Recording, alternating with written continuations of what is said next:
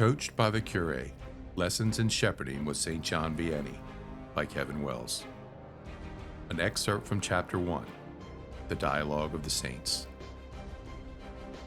With quiet dignity, the fisherman looked at God, who nodded. The first pope then gazed intently into the faces of his brothers. His eyes blazed. There are four predominating faults that weaken the modern priesthood, Simon Peter began. First, while many holy priests wake each day with a zeal to save souls, too few present themselves before our Savior in the monstrance to daily adore his precious face. The weight of their guilt, the silence, and the overwhelming presence of Jesus bombard their conscience, so they stay away. Second, many do not meet our Holy Mother in the Rosary, nor do they place themselves beneath her mantle, leaving their priesthoods maternally unprotected. She is their queen, but they do not seem to care. Third, because so many priests fail to properly prepare their souls for the holy sacrifice of the Mass, they do not pray it with devotion or recognize their role as God's intercessors at the altar, their calling to stand between heaven and earth. For many, the Mass has become a duty rather than a sacred pearl. And finally, because many priests fear the response of the flock and the world, they do not preach on the hard topics of modernity.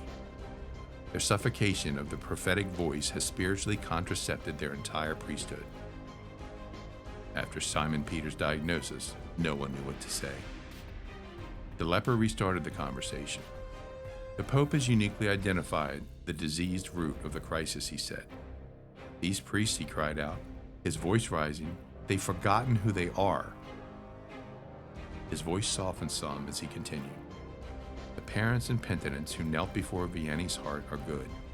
Most of them try, day by day, to do their best for their children. They are diligent and mostly solicitous. But let's speak plainly about the millions of other Catholics who share the mindset of the world. They see acts of veneration, the pleas before relics, as nothing more than pious superstition. Many parents have lost their children to the world only after they were lost to the world themselves, and they scarcely consider it. That their children have strayed from the sacraments doesn't even trouble them. And yet they presume that they will be reunited with their children in heaven. Others straddle the world's fence. Afraid to offend, they fail to inspire, to warn, to help others find the path of salvation. They, too, presume that all will be saved. A sudden gust of wind swept through paradise, and a low rumble echoed. No one spoke, but I sensed that the leper's words, assured salvation, caused the priest saints to reflect on the countless millions of souls who once shared the same thought, only to find themselves in hell. Peter spoke above the winds, his voice heavy with sorrow. The grieving parents who collapsed at the Curé's heart felt abandoned, as I, too, abandoned our dear Lord at the cross. All those who truly believe feel alone. Peter looked at God, his words laden with sorrow, but the Father remained silent. Padre Pio spoke, his voice barely a whisper, yet a cut through the driving wind. The martyr Pope is right about the abandonment, Stigmatic said. But we must go deeper. The lost began to stray when they were very young, when they were still witnesses to the holy sacrifice.